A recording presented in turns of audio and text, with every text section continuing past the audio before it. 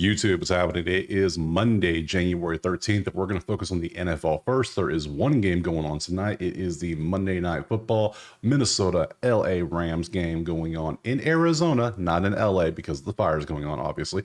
So this is a neutral site game for these two teams. So, which is weird in NFL, but hey, that's what they're doing. Do what you gotta do, right? Right. So a little recap of yesterday. Props went okay. The overs just didn't want to hit. Nobody wanted to score no points. So what can you do? So all these top 10 offenses got shut down by these non-top 10 defenses. Make it make sense. Whatever. So the props did good. Those four did good. Bo and Dean did not, but hey, we can do 4 and 5 day. We'll take it. So if you want all the plays typed out for you, or if you want access to the spreadsheets, just head over to the HQ. Simple as that. We have this one game. We're going to break it down. We're going to look at props. We're going to look at numbers, see if we can find some money to find. So let's go ahead and jump to the game right now. All right, let's start with the actual odds for the game. So currently we're sitting at Minnesota is a 2.5 point favorite. 47.5 is your total. Should I take the over? We'll see how that works. Let's pop over. Let's look at their schedules today. We have a little more time today, so let's dig into their schedules, see what they've been up to, how they ended the season and whatnot. So you can see LA had a 5-game winning streak, and then they lost their last game to Seattle. It ended up 10-7, still good from when they were like literally 4-5. They just could turn it on pretty good.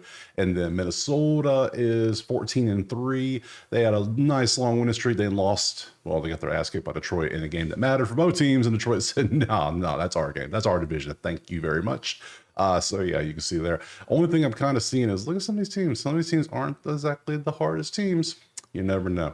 So, but the record is the record. You are who you play. You're 14-3. Sure. So let's pop over and look at the actual depth chart for each team. This is Minnesota. See, just to make sure anybody outs that we didn't like Cam Akers is questionable. I didn't know that. Now I know. So you can see everybody there. Look at the defense. We got a couple of that. Will Riker is the kicker. Cool. Look at the LA's depth chart real quick and see. Yeah. Okay, all the main people are there. That's what matters. A couple left tackles on IR. That's not good. So, all right, and then defense and special. All right, cool. To the numbers we go. 4-1 last 5 for both teams. You can see what they've been up to. We have the full season and the last 5 stats, so we can kind of see how they've been doing. 13th versus 14, that is a push. They're passing versus their defense. 18 versus 24, that leans LA. 6 versus 27. There we go. That's Minnesota all day. Both teams pass defense has been pretty bad in the last 5 games. 238, 241 passing yards. That ain't good. What are you doing? That's not good at all. So that's a big advantage for Minnesota and a slight advantage for LA. So passing yards, we're going to be looking at receivers again. They've been working out pretty good. Star receivers most likely because they have been cashing Evans, McLaurin, McConkey, whoever the wide receiver one is, that's been doing great so far.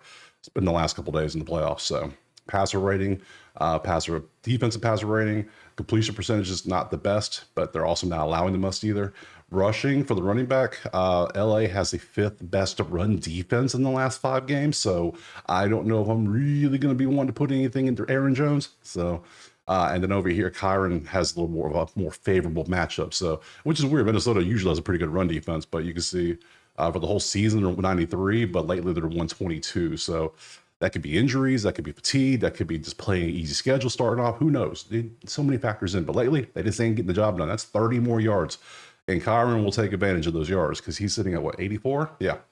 And Kyron might be a play here, especially if you think there's a game script involved and you think LA is going to be in the lead, then you obviously, if you're in the lead, you're going to run the ball more. If you're behind, you're not going to run the ball. So it's whoever you think is going to be in the lead mainly is going to be if you want to play a Kyron here. I still wouldn't play Aaron Jones. I mean, you could, though. We had the same setup with Buffalo yesterday with Cook, and he still ran for 120 yards. So they're numbers. They're just tools to help you. They're not set in stone. So we look for advantages, not certainties. So all right, we have the numbers. Let's pop over to props and see what we got cooking over here. All right, so this is Outlier. Link in the pin comment. You click it, you sign up, you get you a whole week. That's 7 days for free of this. Awesome. Cool for all sports, not just NFL. So I always start off with defense, kickers, and touchdowns. Yeah, I was like, who's the third thing? And we see so far, Will Rikers up here on the kickers. Darius Williams, tackle assists. Not bad. I don't like that 60%, but 7 out of 10 is quite nice. Will Rocker make 2 field goals. Minnesota kicking in the playoffs. Nothing should go wrong with that, right? That should be great. That should be safe. I can't.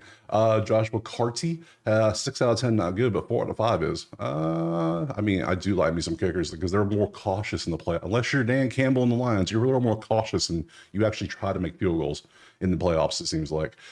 Blake Cashman, 7.5 tackle assists. We'll take a look at that. I know it's only 50%, but that 80 is enticing. Let's look at that. And we only got 1 game. So Darius Williams, tackle assist. I don't like these little 3 dips, but you're averaging 4.1. Let's see. Whole season you're averaging 3.5. Last 5 you're averaging 4. That's too low for me. That's just too low. I'd rather trust the kickers. Yeah. 3-2-2, 3-0-0. Of course, you scored. you literally scored touchdowns. You had extra points. So this will be the example if you want kicking points and not field goals made. So kicking points, if you want to do it that way, there you go. He's at 6.5, which means you would need 2 field goals and a touchdown, or you would need 1 field goal and 4 touchdowns to get this number, which is kind of crazy. So I just trust the field goals usually. That's just me. Yeah. I mean, yeah. No, I can't. Do I see Minnesota scoring 4 touchdowns on the Rams? I don't know if I see that. I think I'll just hope for 2 field. Oh, man. Okay, the whole season, what are you averaging? You're averaging 8.46 kicking points. And field goals made, you're averaging 1.5, so you're even worse. So is it safer to go kicking points? You know what? We're going to try that today. We're going to do it. We're going to go RESHRD over what 6.5 kicking points. Yeah, someone's going to see that like, what? I know, right? Exactly. it's a weird one. So we're going that. We're going to take his 6.5 kicking points because that looks really good. So we're going to rock with that and see how that goes. Let's look at Josh McCarty. Same story. You got kicking points? 7.9 on a 6.5. Whole season, you're averaging 7, 7.9, 9.4. I'm going to leave you off. I don't know why I just want to leave you off. Now, Blake Cashman, what have you been doing? You've been doing good last few games, but what was this? You just stepped up recently. You're averaging 9.2 and a 7.5. That's sneaky. That might be a play. We'll come back to that. We'll see if we have any offense we can do. Quarterbacks. Stafford, passing. He's only hit 242 in 6 of the last 10 and 1 of the last 5 games. Darnold's at 269. Why are you so high? I know both teams get up yards, but neither one even comes close to that. That's a lot. That's a lot of yards. We'll look at him. We got this. We'll look at him. I know you want to see him, so yeah, look at that. He popped off for 377.1. Have you head to head? You haven't done good in your 2 games. Your 1 game this year head to head. Back that was on October. You threw for 240. Your last 10, you're averaging 270. Last 5, you're averaging 273. Okay, it's making sense. They're going based on averages. Makes sense. Stafford passing yards have kind of fell off a cliff a little bit. They were so good, and then all of a sudden yeah. So I'm not taking either passing. I'm just not doing it. Now I will look at receivers, but let's look at running backs first, so we can say no. I mean, Cam Akers at 22 yards is at 7 out of 10 games. That might be a play. Cam Akers runs really hard. We'll look at all the main guys, though. I'll open them all for you. So we got Cam Akers rushing. Yeah, he ran for what was that, 65 that game? He's averaging 29. The line's 21. Last 5, he's averaging 29. Whole season, he's averaging 26. He's very hit and miss. That's a hell no for me. If you want to, by all means, have fun. Aaron Jones is not. If they don't focus on the run, they just don't care. It seems like sometimes they just. Yeah, he should be hitting this number way more consistently. I don't. Rams defense is 5th in rushing. That's not a good matchup. That's not an advantage. We want to take it. Kyron, I would look at because we know he can consistently go over 100 yards because, hell, he's done it multiple times this year. And you see his lines basically where this line is 85, and he has a really good matchup. Minnesota is 122 allowing in the last 5. Now, game script is 100% important to this. If you think the Rams are ahead, he should be an amazing play. If you think Minnesota's ahead, then the Rams are going to be throwing more. So it's going to be like, ooh, what are we going to do? So I might still take this because part of me kind of, I don't know. Let's go to receivers. All right. Score about last 10. Tutu Atwell at 11 yards. Puka at 90 is at 70%. Yeah, let's open up Puka. Who else? And we got to look at JJ, right? We got to look at the stars. Because Puka's a star now, right? Isn't he the star over Cooper Kupp? I would say, yeah, based on these numbers, he's got to be the star. Where's Cooper? Cooper. There you are. I'm blind. Yeah, Cooper's number is way lower. Yeah, he is. Oh my God. Yeah, okay. Cooper was great here, but then okay, so no Cooper Kupp. JJ is Yeah, JJ, if they're going to have to.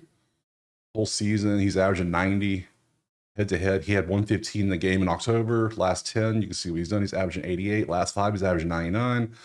Yeah, if you're going to take that, I think I'm going to go Puka. Yeah, I'm going heavy Rams. I'm going so many Rams players. I'm taking Puka. Something tells me. Something's leaning me towards to take Puka. So I'm taking Puka over 89.5 receiving yards. And then I don't know if I want to trust JJ. Look what he's been doing. He's only 50% to hit this number, and he's not even close to some of these games. Chicago, you had 27. What is this? And that was well before the playoffs were locked up. This was Thanksgiving week. That is crazy. I'm gonna leave him off. I'm concerned. I'm feeling a little concerned, a little nervous. So I'm gonna take Puka, and then I guess I'm gonna take Kyron. If I'm taking Kyron and Puka, it means I'm probably leaning the Rams plus 2.5. Ooh, okay. Let's do that. Instead of taking Kyron, let's just take the Rams plus 2.5, which means that I'm going to take plus 3 because I'm going to buy the half because I can do that. I can do things like that. So we're going to take Will Rocker to hit the kicking points. We already talked about Puka. We talked about the side. There we go. And then if you want to take this as a 4, I would take this 4th. This would be my 4th option I would take would be Kyron. 5th would be this Blake Cashman play if you want to take that. And that's probably about it. 6, I would maybe go like Stafford or maybe JJ, but you're getting on a list of my favorites now. So that's my list. That's my tier list so far. So I got those 3 plays. They already have the schedules out for, where is it? Next week. So we go to the divisional round. We can see when the games are. So Houston's playing Kansas City on Saturday at 4:30. Washington, Detroit is at 8, both on Saturday. The winner of today's game will play Philly on Sunday at 3, and Baltimore, Buffalo is at 6:30. So we are into the divisional round. Awesome, awesome times. So yeah, I appreciate you being here. Drop a like, subscribe if you want the plays typed out, or if you want access to the spreadsheets we look at every day, go to that site right there. Perfect timing. And we will see you. Well, we'll probably see you Friday is when I'm going to make these videos. So we'll see you then.